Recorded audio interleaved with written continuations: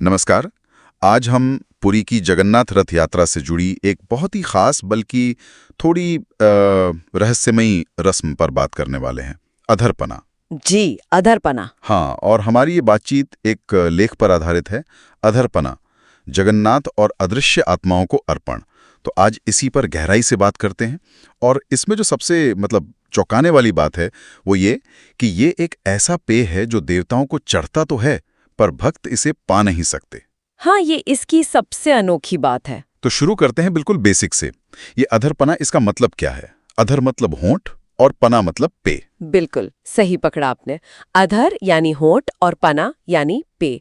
तो एक तरह से ये देवताओं के होंठों तक ले जाकर उन्हें पिलाने का एक सांकेतिक तरीका है। अच्छा, और ये होता कब है? मतलब रथ यात्रा के दौरान किस दिन? ये होता है रथ यात्रा के 11वें दिन। 11वें दिन। हाँ, आषाढ़ महीने के शुक्ल पक्ष की एकादशी को, जब भगवान जगन्नाथ, बलभद्र जी और देवी सुभद्रा वो गुंडीचा मंदिर से वापस आ जाते हैं ना। हाँ। तो जगन्नाथ मंदिर के मुख्य द्वार सिंह द्वार पर अपने रथों पर ही होते हैं, मतलब मंदिर में प्रवेश से ठीक पहले।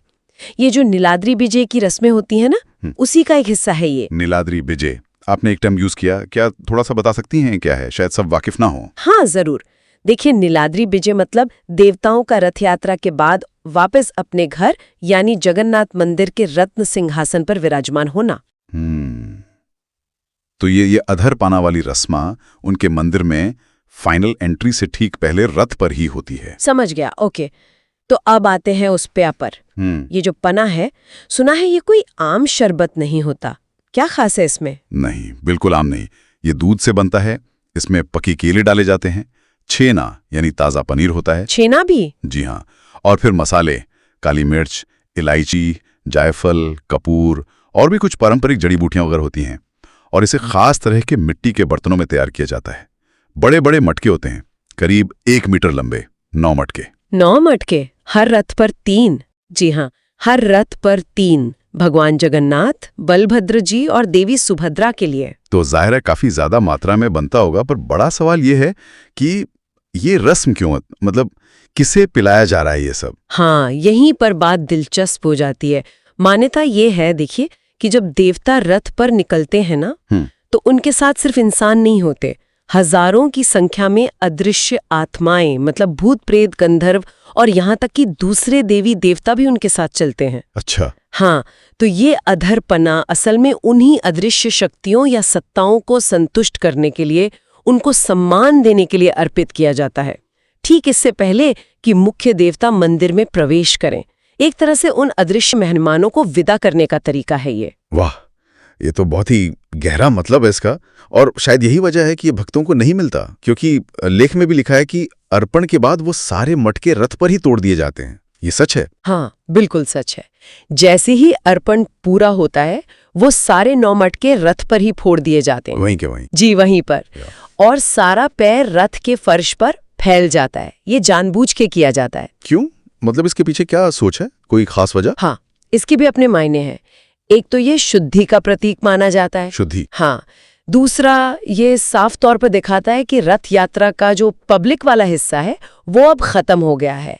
और सबसे जरूरी बात, मटकों का टूटना और पेय का फैल जाना इस बात पर जोर देता है कि ये भेंट इंसानों के लिए थी ही नहीं, ये खास तौर पर उन्हीं अदृश्य शक्तियों के लिए थी। ये देवताओं की सुरक्षित वापसी के चक्र का एक तरह से समापन है। समझ गया। तो अगर हम पूरी बात को समेटें तो इस अधरपना रस्म का कुल मिलाकर महत्व क्या है? इसके क्या मायने हैं? देखिए, इसके कई पहलू हैं।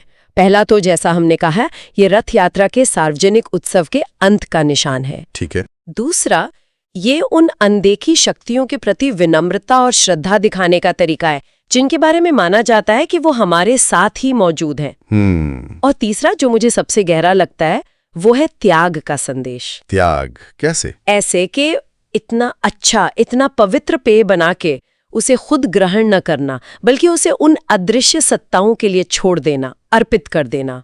ये त्याग और अनासक्ति को दिखाता है। हाँ, ये बात तो है। वाकई अधरपना एक बहुत ही अनूठी और कई परतों वाली रस्म है। अदृश्य जगत का सम्मान, यात्रा का समापन और त्याग का प्रतीक। बिल्कुल। और यहीं से एक विचार भी उठता है। जैसे स्रोत बताता है कि ये पेय उन अदृश्य आत्माओं और देवगणों को तृप्त करता है जो देवताओं के साथ होते हैं। हाँ। तो ये प्रथा जो इतने बड़े त्योहार का हिस्सा है, ये हमें पुराने जमाने की उन मान्यताओं के बारे में क्या सोचने पर मजबूर करती है? मतलब दैवी शक्ति, इंसान और वो अनदेखा आध्यात्मिक जगत, इनके बीच कैसा रिश्ता रहा होगा? कैसे संतुलन बनाया जाता होगा? ये वाकई सोचने वाली बात है कि कैसे एक रस्म इतने सारे आयामों को अपने अंदर समेटे हुए